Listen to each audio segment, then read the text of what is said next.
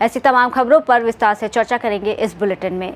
Naugaon Chauhan hospital में उस वक्त हृदय विदारक दृश्य देखने को मिला जब एक महिला अपने बीमार बेटे का इलाज करवाने पहुंची, लेकिन इलाज के दौरान बेटे की मौत हो गई। अस्पताल प्रशासन ने शव को घर तक पहुंचाने की कोई व्यवस्था नहीं की, जिससे पीड़ित मां अपने बेटे के शव को लेकर बस स्टैंड पर 3 घंटे तक बैठी रही और बिलखती रही। महिला की हालत देखकर आसपास के व्यापारियों ने सहानुभूति जताई और चंदा इकट्ठा कर शव वाहन की व्यवस्था की। इस दर्दनाक दृश्य को देखने के बाद वहां मौजूद लोगों में आक्रोश फैल गया। कुछ लोग सीधे चौहान हॉस्पिटल पहुंचे और हंगामा किया। इसके बाद अस्पताल प्रशासन हरकत में आया और शव वाहन की व्यवस्था की। आपका हमारा नाम अमीना, कहाँ की रहने वाली? बकेवर की रहने वाली हन। क्या घटना घटा? घटना लड़का खत्म हो चुका है। लड़का पप्पू नाम का खत्म हो चुका है। कितने साल उम्र थी लड़के? लड़के की अब करीबन 40-45 हो गए करीब। कैसे खत्म हो गया?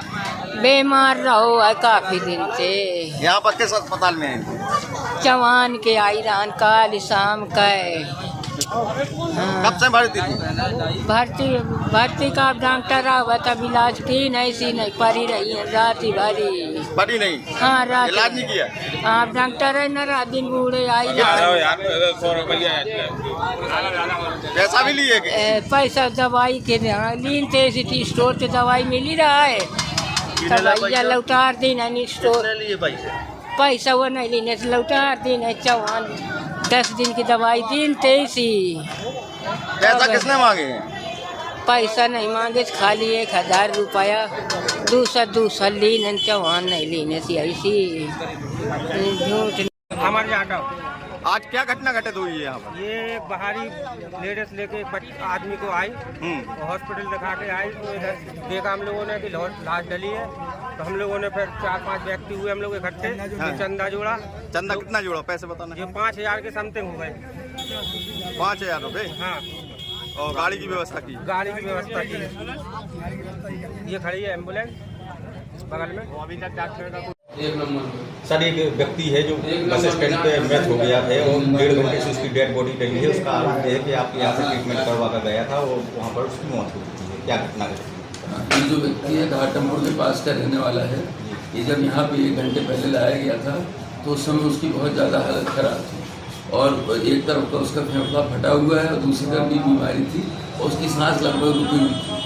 हमने उसको ऑक्सीजन पे लेटाया, उसको प्राथमिक दवाइयाँ दी और फिर उसको बोला कि या तो मेडिकल कॉलेज झांसी या मेडिकल कॉलेज कानपुर में जाके भर्ती करिए।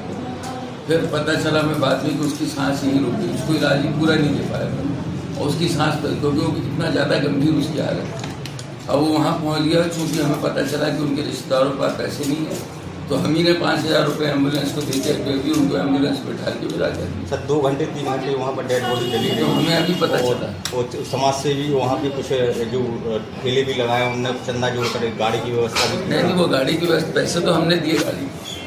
उन्होंने क्या आरोप है कि आपके अस्पताल के कुछ दलाल सकते हैं, उनसे 200 रुपये लिए? नहीं, उसके सब पैसे वापस कर दिए।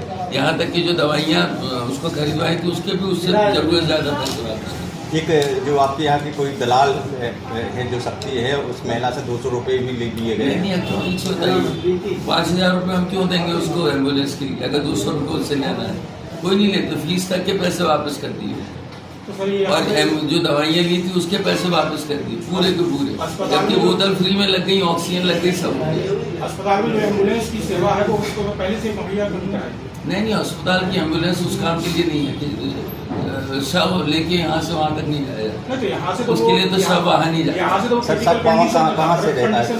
यदि हॉस्पिटल में कोई डेथ हो जाता है तो सब कहाँ से व्यवस्था की जाती है? यहीं से की जाती है। लोकल में 2-3 लोगों से बात की जाती है और उनसे पूछा जाता है कि आप इस फला जगह जाना है, कितना लोग जो सबसे कम पैसे लेता है उसको अपन लोग बनाते हैं कि भाई कम से कम लोग गरीब आदमी है, तो जो लेता है वो लेके चला जाता है और जो लोगों के पास पैसे नहीं रहते उन्हें हम दे देते। चलो ठीक है भाई, धन्यवाद। छतरपुर से सी न्यूज़ संवाददाता कुलदीप सक्सेना की रिपोर्ट।